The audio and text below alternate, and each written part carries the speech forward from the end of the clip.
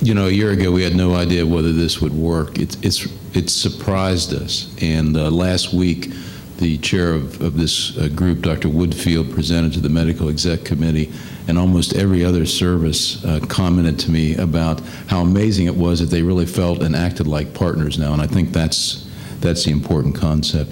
I'm going to move past this because we've sort of said this has been win-win to case 3, because this will get Chuck McIntosh involved. It's going to get everyone across the way involved. Okay, your vascular surgery service uses aortic stent grafts in over 85% of all cases. National benchmark is about 70–80% now.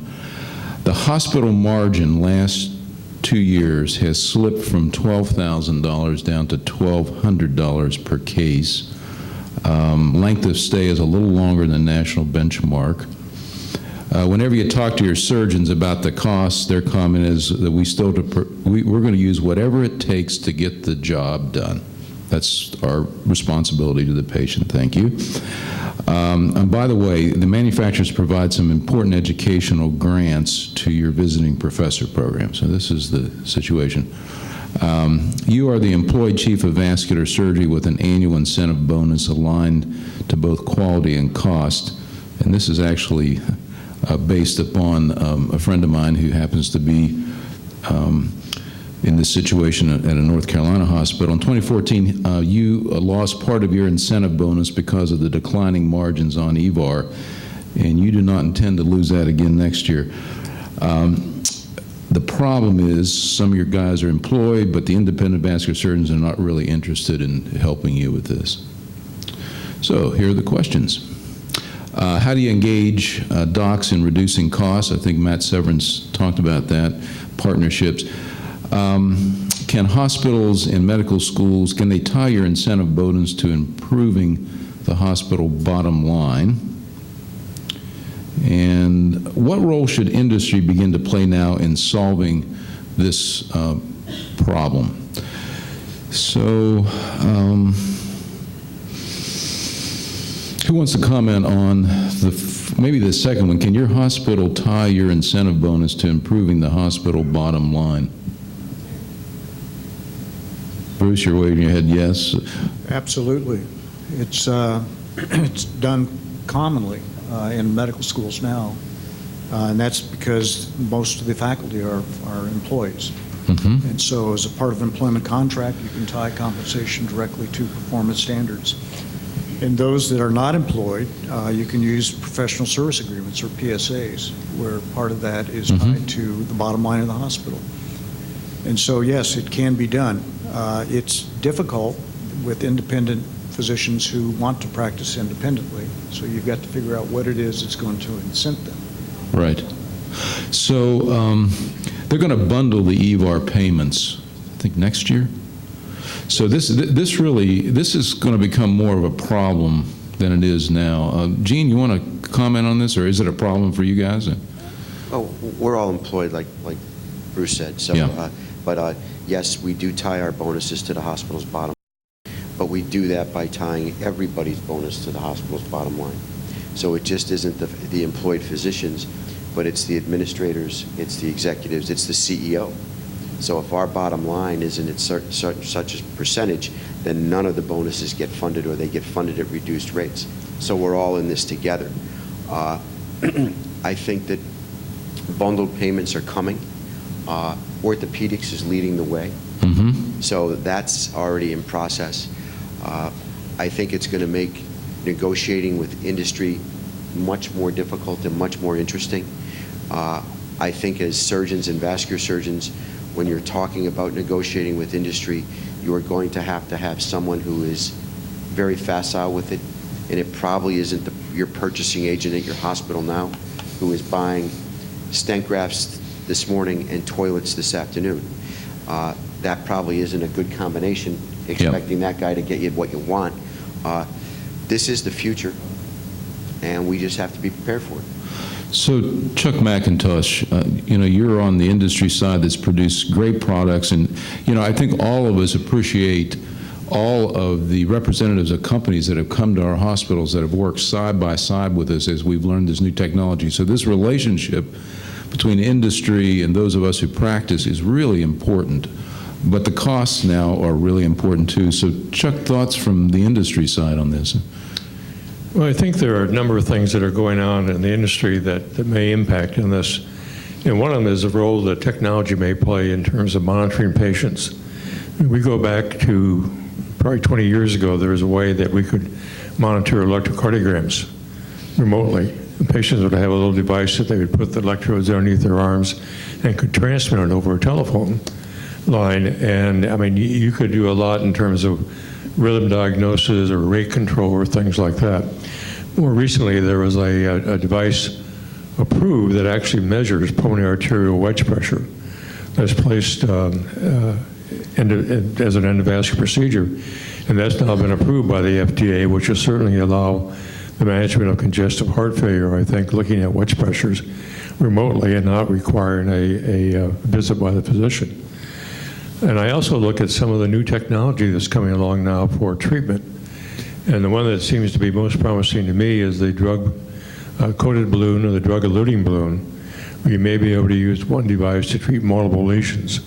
And you may be able to treat lesions earlier in their development, such as vulnerable plaque, by treatment with drugs like paclitaxel and things of that nature. And now there's this whole industry of app production that Eric Topol has become such a spokesperson for, of allowing people to monitor themselves and to perhaps negate some of the time they would have to be seen in an emergency department or by a physician. And maybe the development of diagnostic and therapeutic methods by industry will play a major role in this. So Matt, are we at a point now where hospitals are willing to sit down with docs and be very transparent about, for example, the cost of my doing an aortic stent graft so that we can begin to work with you and then maybe go to people from industry and figure out how to keep these costs contained? Yes.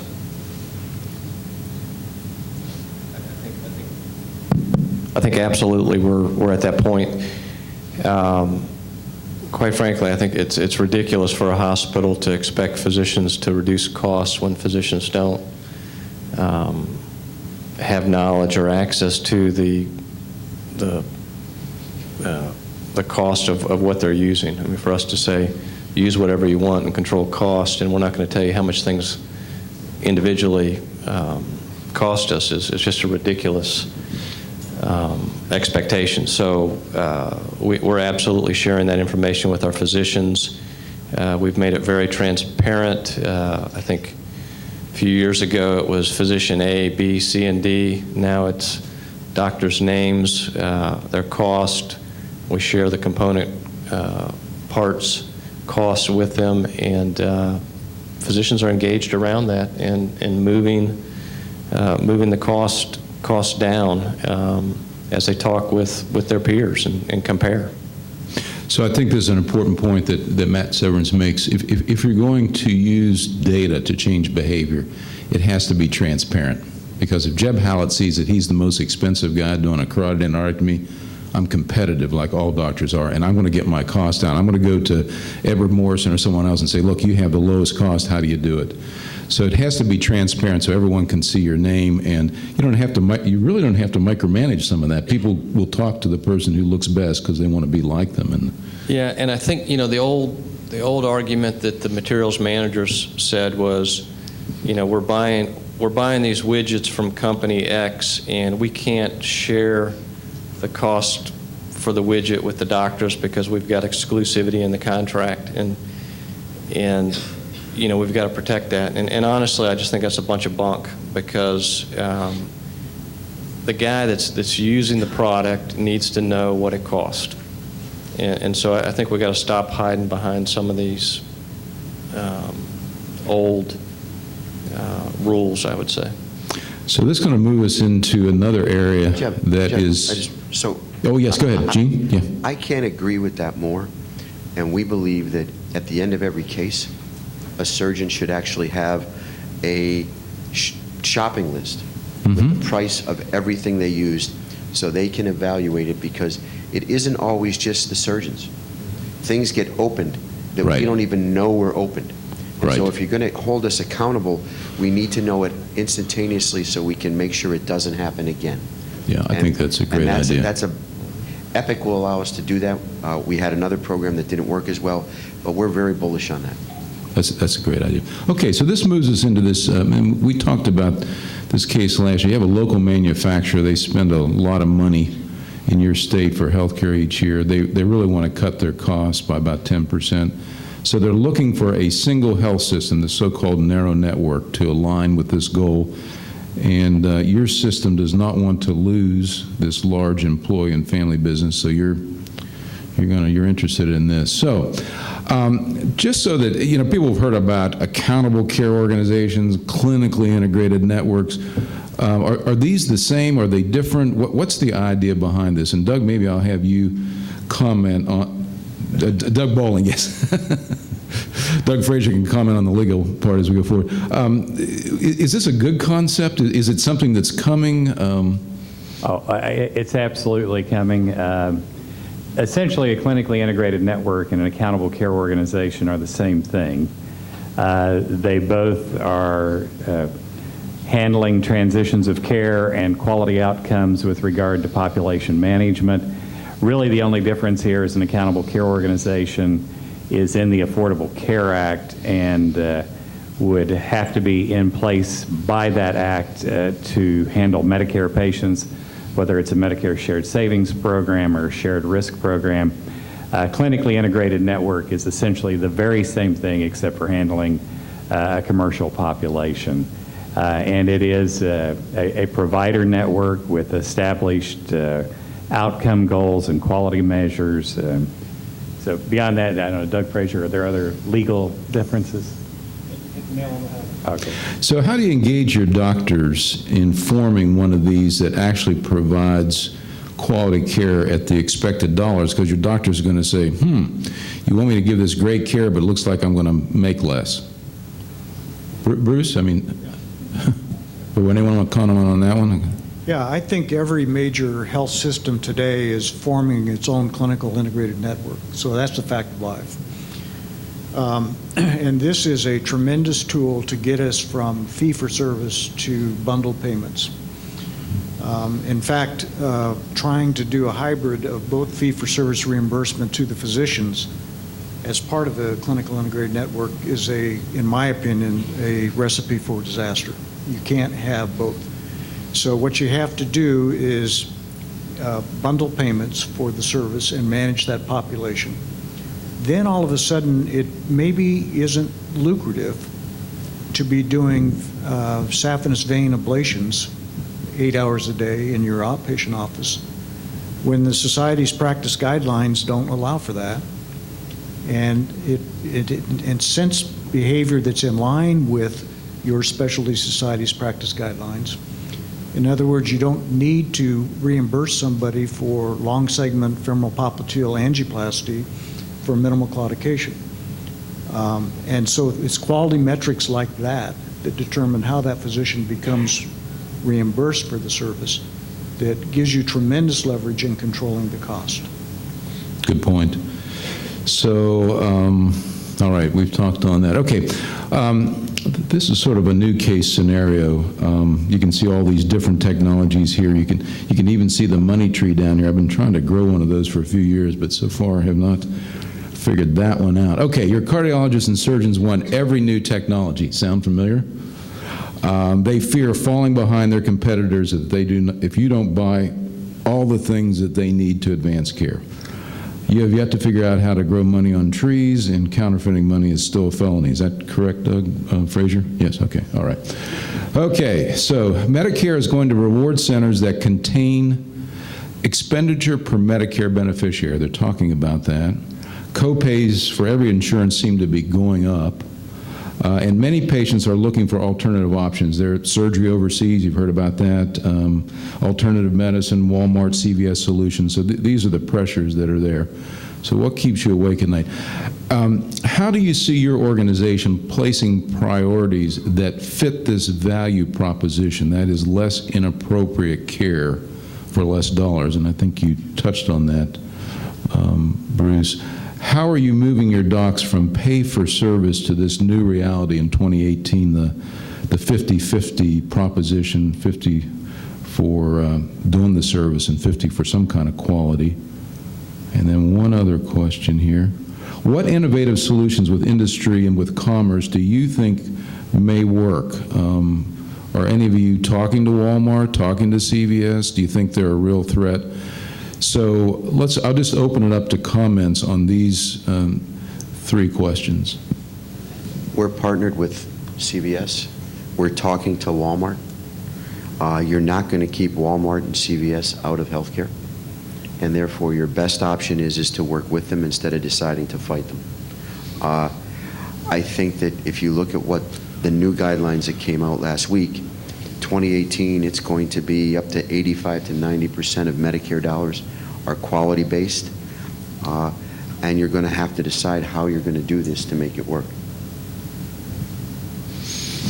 Bruce, and then Doug Bowling. Well, I'll say Walmart, CVS, this is all disruptive innovation. And when you look at the history of disruptive innovation from our industry representative all the way through the history of medicine in this century, it has been, for the most part, at the end of the day, a positive influence. Right. It's moved us to where we need to be. Right. And I'm going to defer the first two questions to Matt because he's got to make those decisions. Yeah. You know, I would just say there is a complicating factor to this move from volume to value. And I see that complication as that volume will never be out of the equation. You're not going to be paid more for taking incredible care of 100 people as opposed to taking very, very good care of 1,000 people. So even in a population management scenario, new terms like attribution, which will patients being assigned to a provider network, I think that the volume of those is still going to be very important to the financial success of institutions. Chuck, did you have a comment from industry? What if Walmart all of a sudden says to their employees, look, if you're going to have an aortic stent graft, we're going to have to get it for you. We're not going to let the Roper St. Francis, Walmart's going to go talk with Cook, and we're going to get the stent grafts for our employees. And I don't know, they got 100,000 employees. Have you all thought about industry beginning to deal directly with you for their patients and not hospitals? That really has not come up in any of our discussions to this point. One of the comments that I was going to make is that I think a lot of us are hopeful that some of the technology now with regenerative medicine, stem cell research and so forth will have a major impact on major things like congestive failure, diabetes mellitus, PAD. And it will be interesting to see how this evolves. Obviously, there's a lot of money being spent, a lot of translational medicine programs that are being funded. And we're still some time away, but should this work, it may have a major impact on how we treat these chronic diseases. That's a good point. Going to more biologic treatments and less stents and other things. And I think the other thing that we need to do at some point, and the problem is that running clinical trials now is extraordinarily expensive. I think we need to start looking at when we treat certain lesions. Can we avoid some of the catastrophic costs associated with an acute infarct or an amputation or what have you by treating vulnerable plaque earlier and avoiding some of these sequelae of advanced disease? Matt, this sort of rings true. I mean, do you have a TAVR program? People want robots. There's a lot of things that they come to you for capital. How do you set the priorities? So I think our priority has to be on value. That's the new priority. The new priority is not higher technology. The priority's value, which is quality outcomes divided by cost. So you really got to look at quality outcomes and cost, and again, stop treating your physicians as customers just because your highest volume physician wants a new gadget doesn't necessarily make that an important thing for you to pursue. When you talk about value, I think what we're really talking about is care coordination. That's what we really do poorly. In my opinion is in the U.S. we've got really good physicians, we've got really good technology, we've got really good components. Someone told me once, if you take a Porsche suspension and a Ferrari engine and a Mercedes transmission and a BMW body, and you put all that together, you got an expensive pile of junk, right? Because it's not coordinated. Those different components don't work well together. And I think to some extent that's what we've got in the U.S. healthcare system. We don't coordinate care near as well as we could or should. And if you want to test that, next time you have a patient that's discharged to a skilled nursing facility, go ask your case manager or ask yourself, why did that patient go to that particular skilled nursing facility? What do we know about that skilled nursing facility's quality and their outcomes and how they compare with the other 20 that we could have sent them to? And I'll bet you, $1 every day that they were sent there because that place had a bed available. And it was not because they had better outcomes or they coordinated care better. We've got to start looking beyond our little episode of care and how we coordinate care throughout longitudinally. And we just don't do that very well. And I think to me that's the big challenge, and that's what we've got to be focused on. Great point. We're going to finish up here. We've just got a few minutes. You're an expert in endovascular technologies. You're a consultant to several major companies. They fund most of your research. They also fund you to speak at dinner meetings. This is a good deal for you.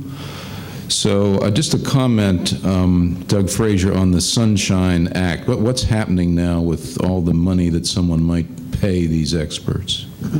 It's, in short answer, it's becoming publicly available.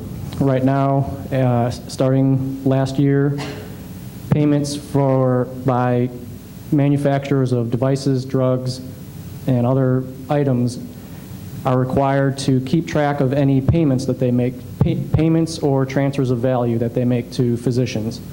And at the end of the year, they're then obligated to turn that data over to CMS, who then places it on their website, and it is publicly available, and it currently is right now. If you go and Google CMS open payments, and you can go in and type in the name of any physician, and you can see how much payments that they disclose that they made to that particular physician. So it's a movement to be transparent on the part of the government.